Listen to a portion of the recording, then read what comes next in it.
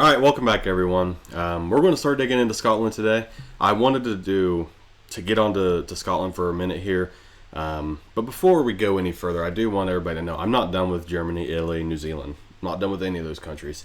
I just wanted to do Scotland for a couple reasons, and the first and main reason is I've been doing a lot of ancestry here recently, and my family on both sides both originated in Scotland, so I just kind of wanted to get a bigger picture, of where my family came from, and what better way to do it than share it with you guys.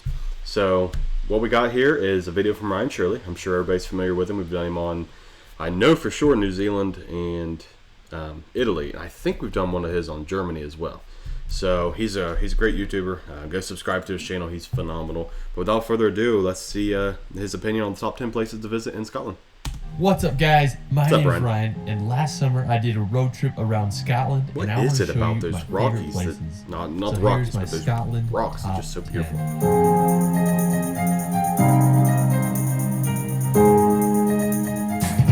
If you want to go back in time and feel like you're in a fairy tale, Scotland is the place for you. Isn't Scotland the home of Harry Potter? Isn't that where they filmed Harry Potter? It's easy to see why so many legends and popular books such as Harry Potter have been born here. It's truly one of the world's most enchanted places. So for our first location, we're going to visit the Old Man of Storr. Now the Old Man of Storr is located on the Isle of Skye, which is about a 5-hour drive from Edinburgh. It's one of my all-time favorite rock formations. I felt like I was on the set of Game of Thrones. When you drive to the store, you can see it in the distance and it gets you like so pumped. It's just such a cool rock formation. Now, to hike to the Old Man of Storr, it's about a 4-kilometer walk. You'll go through some conservation gates and you'll reach the infamous rock pinnacles. I went there for sunrise and sunset, and both occasions were absolutely breathtaking. When I was there, crows were flying around the rocks and there's just some sheep running around. I mean, it was so magical. The legend of the Old Man of Storr is supposedly a giant lived there a long time ago, and when he was buried, his thumb was left sticking out of the ground, creating the mystical rock formations. When you go there, it's easy to see why it's one of the world's most iconic rock formations. I have to say this is one of my all-time favorite places, and I recommend everyone to see it at least once in their life. Just a few minutes away from the Old Man of Storr, there's a breathtaking waterfall called Meout Falls that cascades down into the ocean. There's also a nice viewpoint where you can get a great view of the waterfall. So cool. There's also just beautiful sea cliffs in the area. One of the most famous is Kilt Rock, which looks like a kilt that descends down. All right, call me crazy, but doesn't it feel like the overcast skies and almost like feel of cool and rain like adds to the value of these landscapes? I mean, call me weird, but that's my favorite kind of weather. I'm a 45 to 55, 60 degree weather. Overcast, not raining, but just like that chill where you can kind of put pants and a hoodie on and just walk around, or when it cools off at night, curl up and look at this kind of stuff, and just that's my kind of weather. But doesn't it feel like that adds to the views? Maybe I am just crazy. Maybe that's just me. But man, it's gorgeous. On the east side of the Isle of Skye, there's just such beautiful coastline there. So after, we're gonna head over to another one of Scotland's most iconic locations, the Glenfinnan Viaduct. I think this is the Harry Potter train. It's located train at the top of Loch Shiel in the West Highlands of Scotland. It was completed around 1898.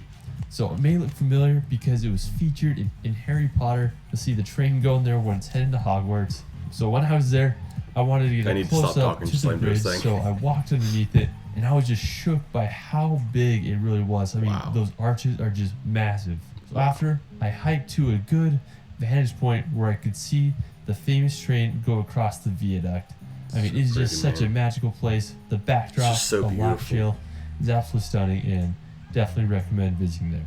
Alright, so after Glenfinnan, we're going to head over to Edinburgh. Now, if you want to go back in time, Edinburgh is a must. Edinburgh is the place where J.K. Rowling was when she wrote Harry Potter. When you're going to go there, you're going to get all sorts of magical inspiration. When I first started solo traveling, Edinburgh was one of the first places I've ever went to. It's this medieval old town with intricate neoclassical buildings, cobblestone streets, and beautiful gardens. The iconic Edinburgh Castle overlooks the city and is home to Scotland's crown jewels. When I was there, I didn't go to the castle because it was so crowded and I didn't really feel like spending money. Kind of regret it, but definitely recommend go checking that out. One of my favorite places in Edinburgh is Calton Hill. It's just a short walk from the castle and it offers a beautiful view of the city. They have this really cool national monument there, these really cool pillars. Alright, so while we're still in Edinburgh, we're going to head over to Arthur's Seat.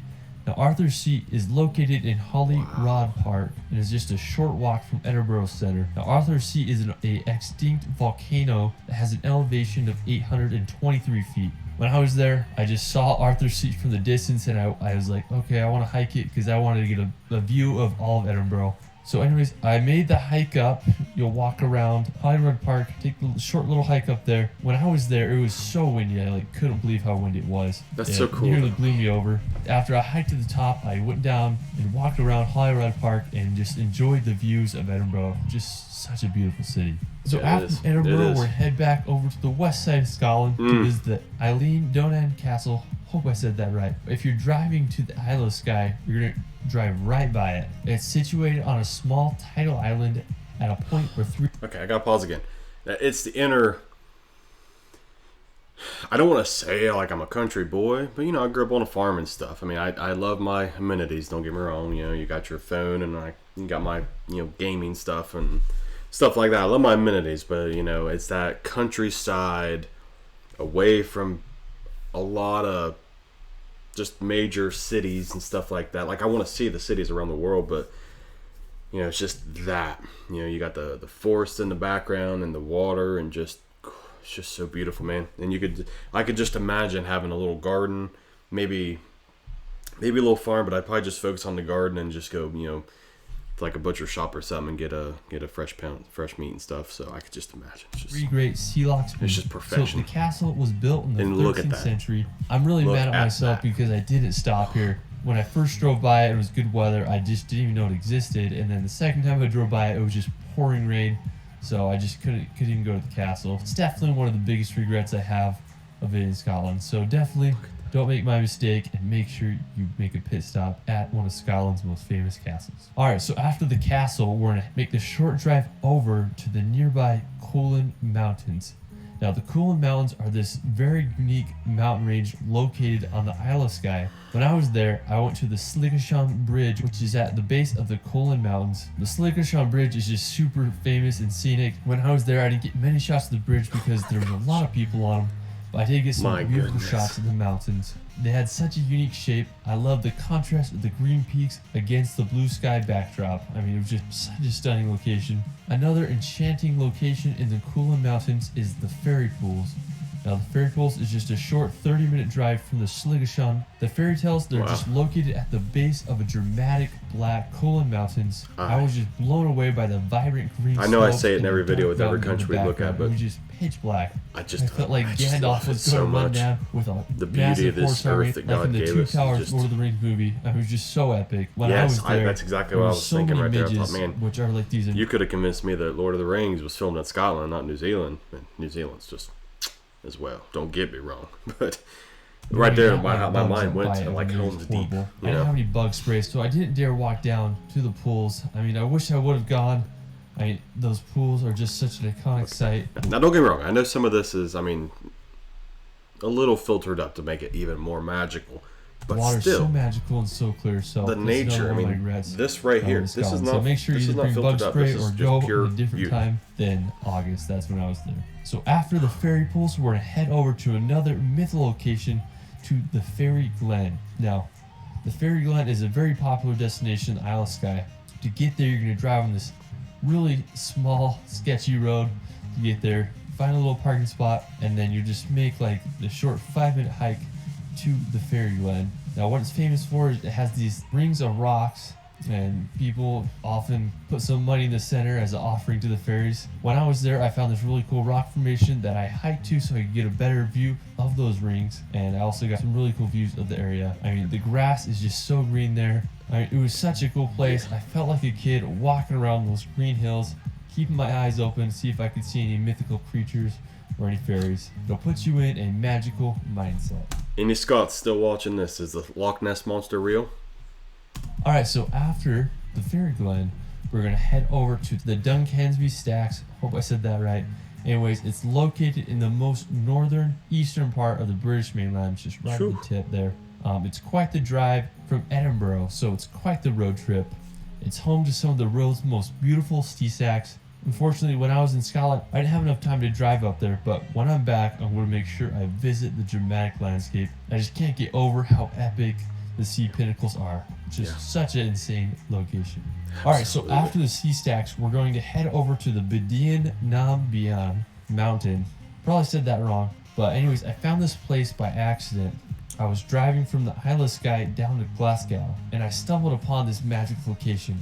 I mean, I couldn't believe how huge these mountains were. I felt like I was in Switzerland or Norway. I mean, I didn't even know Scotland had just big mountains. I thought it was pretty flat. The Bedian Nam Bian is called the Highlands for a reason, man. 770 feet high, so it's just huge. I mean, there's a scenic waterfall, and the valley was just beautiful. There was some sheep grazing. If you keep driving towards Glasgow, you'll pass some more massive mountains, such as this one. And then if you keep going, you will drive by Loch Lomond, which is just another massive lake. This is why I love driving in Scotland. There's just so many beautiful occasions that you just stumble upon accidentally. Alright, so for our final location, we're going to head back over to the Isle of Skye to the Quiraing Mountains. Now, aside from the Old Manor Store, I'd have to say the Quiraing is one of my favorite places and landscapes in Scotland. It's a set of dramatic rock formations located on the side of a mountain. Quiraing was formed by a landslide a long time ago. The grass is so green there, I felt like I'm like on a giant golf course. Anyways, to get there, I drove up this windy road. Be careful, because I popped my tire because the road was super bumpy. Anyways, I got to the parking lot, and I started the trek to the Quiraing. Now, it was a super easy hike. It only took me like 30 minutes. There's no elevation gain. On the hike, I came across some sheep that were just vibing. I also saw some really cool rock fields, and then I was just surrounded by just these magical mountains. They just have this really unique shape that I've never seen before. There's little lakes, and then you have the view of the ocean. It's just such a unique place. When I was there, I was lucky enough to have sunny weather. A lot of people I've talked to said when they've gone, it's just been so cloudy they couldn't even see anything. So I feel pretty fortunate about that. The Quiraing is just such a beautiful area that offers great hiking trails and just some of the world's most outstanding views. Alright, so that is it for my Scotland video. I hope you guys enjoyed it. Scotland is just one of the world's most magical and beautiful places.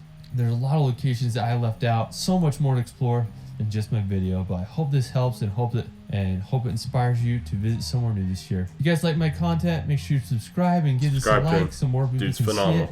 Also, you can follow me on Instagram at shirley.films. It's Ryan, and we will see you later.